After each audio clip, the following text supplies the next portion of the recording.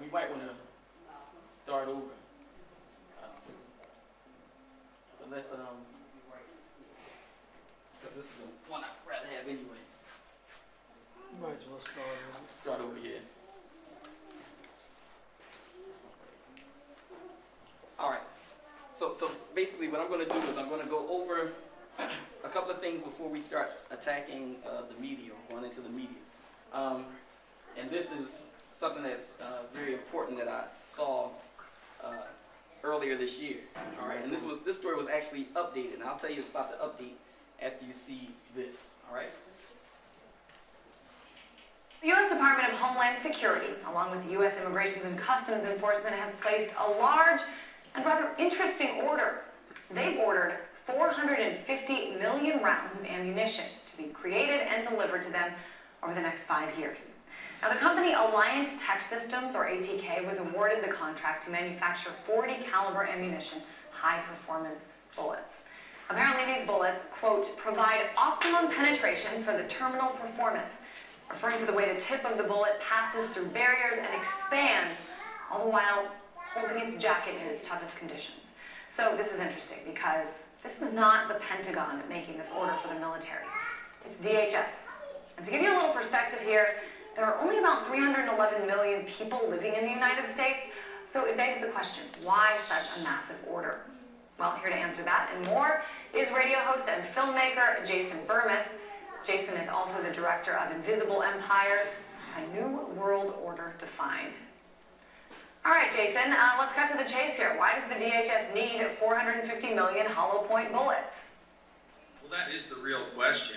And why does the Department of Homeland Security even exist in the first place? Let us not forget, this is a department that was created in the wake of 9/11, really in the spirit of Hitler's own Deutschland security. And over the past decade plus, they've been given more and more power. And alarmingly, the president has made some pretty crazy power grabs himself in the last few months. Of course, the NDAA and the subsequent bill where they can declare martial law under any emergency and have a kind of super eminent domain land grab. Well, if you're going to do this and you're going to have a department like Homeland Security enforce these types of things, unfortunately, you're going to have to arm them. And for them purchasing 450 million hollow point bullets, their intentions seem very clear to me. It's not only to intimidate the American people, but to use force when necessary. So, Department of Homeland Security, all right, they protect the homeland, all right? So like you said, I mean, I could see if we were talking about the Army, you know, the armed forces, but you talk about Homeland Security, and you talk about hollow tip bullets. That's so.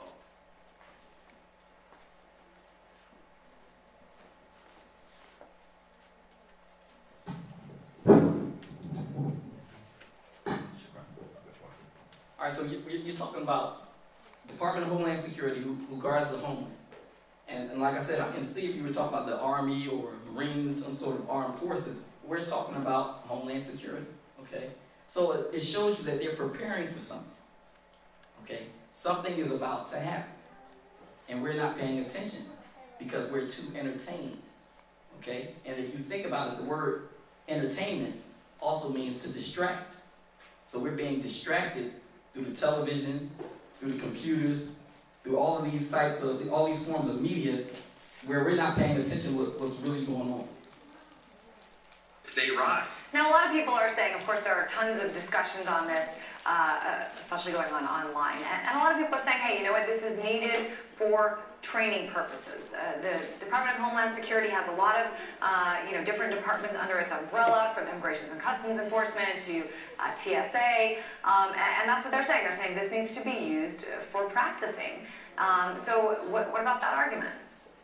Well, I think that argument is very thin indeed, especially when you're talking about hollow point bullets and not regular ammunition, when their clear-cut case is to, again, penetrate the target, okay?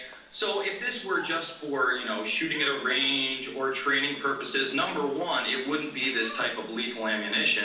And number two, it wouldn't be 450 million rounds, literally around a round and a half for every man, woman, and child in the United States.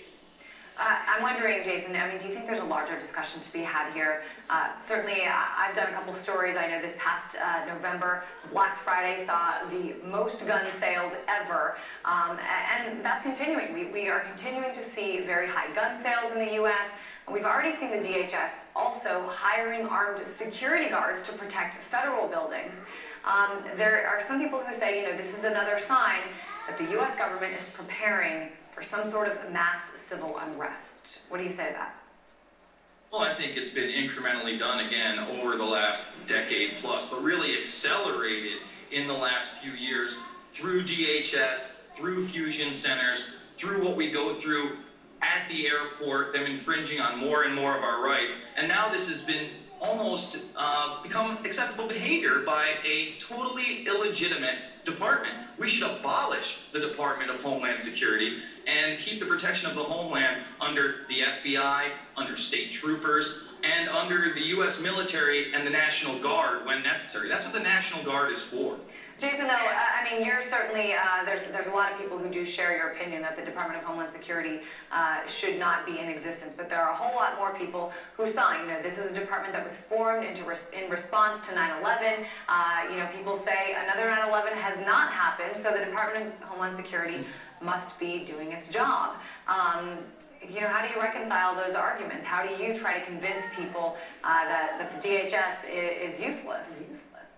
Well, unfortunately, many of those terror plots that you're talking about that have been stopped by DHS and other departments were actually manufactured by those departments in the first place. And then when they want to say, United States citizens might rise up and kill police officers, let's look at the Hutari militia. They've now gone through 2 separate trials where 2 separate judges have acquitted them in full, yet the fear-mongering still continues and the memos still continue that are targeting American citizens, libertarians, Ron Paul supporters, people who believe in God and beyond, literally targeting just about every single American citizen that lives here under one guise or the other. I know. So if you're really listening to what's going on, there's a game that's being played. Okay. The update to this story was that sometime, I think in August, that they purchased an additional $750 million to go along with the $450 million. So this lets us know something is about to happen. Now I've been telling, go ahead, brother. Yeah, I wanted to interject 2 things. Sure. It's funny you brought that up today because this morning I heard on the news that the gun manufacturers can't keep up because this is a 2-headed sword. Right. That American citizens are buying guns and that the ammo plants, the gun manufacturers can't keep up. Number 2 is that I was online the other week and I brought it to Alvin's attention. I was online and I came across this website and it actually showed this guy was driving down the highway and these trucks were passing him by and they actually had these dark green looking caskets. And when he pulled up, it was the square and the compass on the side of the truck's door. So he followed them and these trucks went into this farmland that was acres and acres of farmland and they had like 500,000 of these things that looked like caskets. Yes. So he went and talked to one of the guys and they were telling him that they are plastic caskets and they had the covers were on the side and actually they could fit 3 people in one of those containers. And so you figure that's 500,000, you're talking like 1.5 million people. Well, if you've seen the show Conspiracy Theory with Jesse Ventura, Right, he actually went into that, right, where he showed those caskets. Right. Okay? But the thing is that I'm trying to tell people that everybody's getting caught up in this thing about the election. It's already determined. Obama's going to win. And it's not because I have some sort of psychic powers or anything. It's because I'm looking at what's going on. Look at the predictive programming that's been going on for the last few years. Think about some of the disaster movies that's come out. All right? Talk about Deep Impact. All right? Deep Impact. You had the movie 2012. You had the television series, The Event, 24. All of these are disaster type movies, all right? But what do they all have in common? A black president, okay? So these predictive programming type movies, they're teaching you how they want you to react in these situations, okay? So, you know, we gotta really be mindful of what's going on. And like we said last time, the Democrats and Republicans, that's just a show. It's like watching wrestling, because these two parties are working together for the same agenda. You know, so it doesn't matter who's in. You know, and well, I'll stop this here because I think we have the gist of what's going on here. Okay, so there's preparation. Now the preparation is for the disaster. Is what? The economy. All right.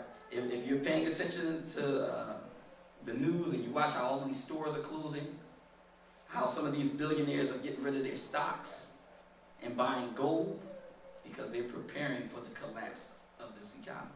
Printing money out of thin air. Right. Right. And that's the thing, we have to learn to understand this money system. Because I talked to a gentleman the other day, he thought that our money was backed by gold. No. No, whenever they need money, what do? They just print it out. Okay? So we really have to pay attention. But I think this next thing you're going to find very, very interesting.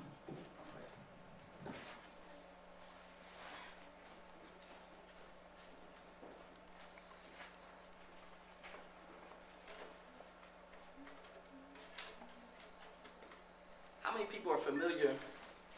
How many people are familiar with the Denver airport? The Denver airport. I saw something on that. I know some weird statue. Right. I want you to check this out because this is very interesting. We're going to watch both parts of this video, these video clips. Conspiracy theories have attracted the attention of many people throughout the ages. They range from questioning the U.S. moon landing, the real story behind 9/11, even deaths of rap stars such as Tupac. News and Views brings you a documentary on some anomalies that have been discovered in Denver Airport, Colorado, and on what we believe authorities have attempted to cover up about the mysterious characteristics of this airport.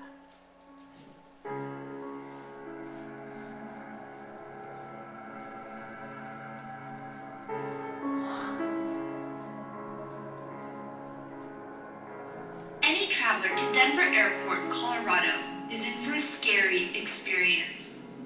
This airport has been the subject of many questions due to the unexplainable symbols, images, and stories that have surfaced.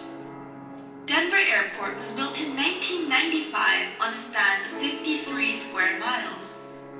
Even though Denver already had a functioning airport, a new one was decidedly built. This new airport had less runways and absolutely no new technological advancement. The only thing that this new airport has that the old one didn't is a strangely large amount of space. When looking at an aerial shot of the new airport, the layout has shocked many.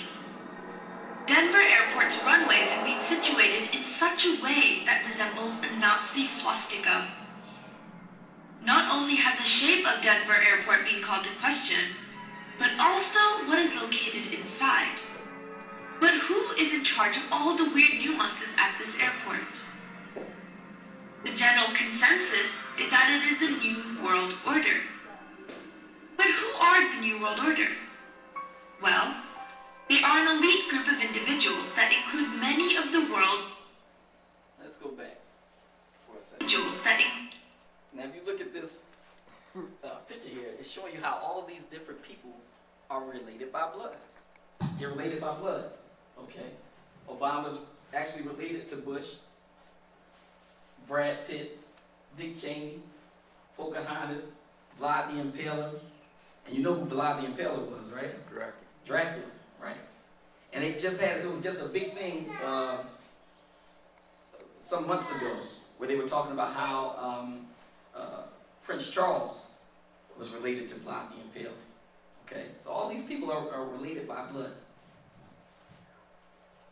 many of the world's wealthiest people, such as well-known political leaders and those related to the British Crown. But their main goal is to create one united world government that has no regional boundaries. But this would only be possible in one way, and that is to commit a mass genocide and narrow down the world's population to 2 billion people. Their reasoning for this thought is because there would be more control. Denver Airport has a myriad of symbols that are correlated to the New World Order. There is a dedication stone in the airport that mentions the New World Airport Commission. However, there is no such thing. The New World Airport Commission is made up and was never created. One can only assume that it is alluding to the New World Order. Also, there is a plate on the floor that shows the symbols AUAG. Some may say that this is related to gold and silver. However, one of the sponsors of the airport discovered a new deadly strain of hepatitis known as Australian antigen, and this is also symbolized by AUAG. What is scary is that this symbol is located right in front of a mural on a wall that is about genocide. But let's talk more about the murals in Denver Airport. The murals located in the airport are the most notable features of this airport. The main mural stretches over 4 walls and was painted by Chicano artist Leo Tanguma, who was in fact Mayan. The first mural here shows 3 dead women, an African, a Native American, and a young Jewish girl. In the background, we can see the destruction of a city and a forest. This attempts to show the destruction of the world. Another notable part of this mural is the fact that there is a little girl carrying a Mayan tablet. This alludes to the Mayan date of December 21st, 2012. This is when the Mayans predict that the world is going to go through a rebirth phase. The main emphasis of this mural, once again, is the destruction of the world and the preservation of some life. Now this is a strange mural to have up in the Yes. airport, right? Okay.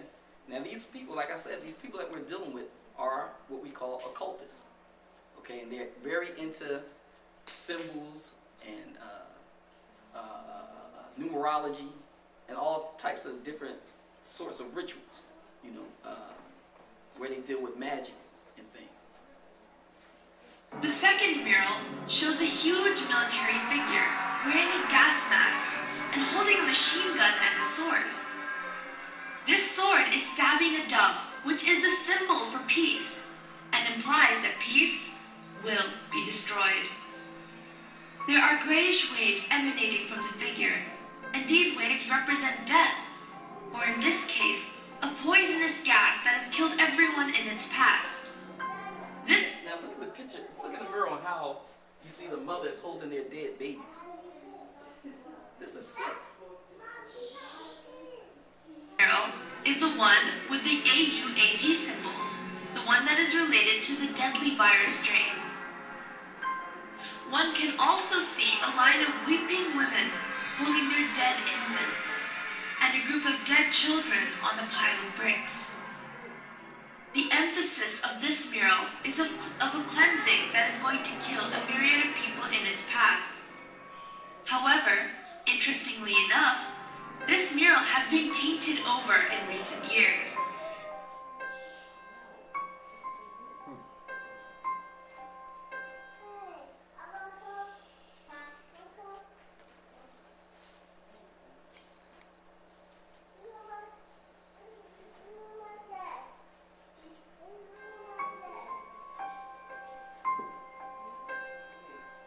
The third mural shows all of the children of the world taking their weapons from each country and giving them to a German boy, who is then molding them into something else.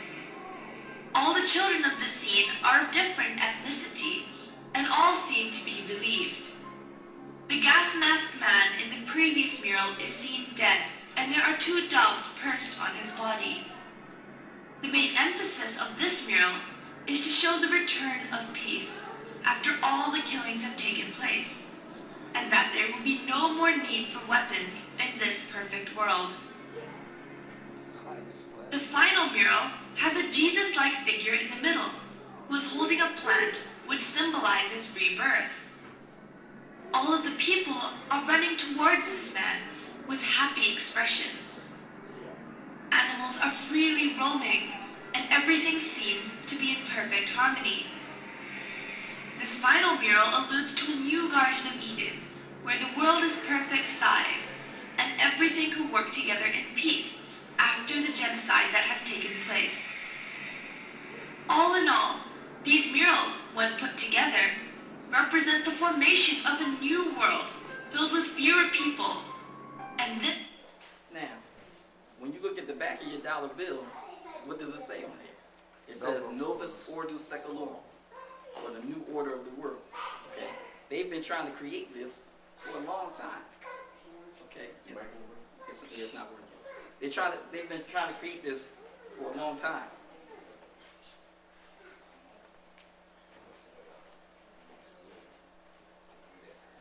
is also the goal of the New World Order, which has been seen represented throughout various parts of the airport. The symbology of the airport can still be debated, but one thing that cannot be questioned is the fact that there has been a lot of mysterious construction work underneath Denver Airport. When first constructing the airport, there were originally 5 buildings, but out of the blue, the builders were ordered to bury the buildings underground because they were supposedly built wrong. Normally, a building that is built wrong would be demolished, but in this case it was not. This allowed for an underground base to be created. But there are still workers who are sent to work in these underground bases periodically. But when they are questioned about the nature of their work, they all refuse to comment. These underground bases have been going under more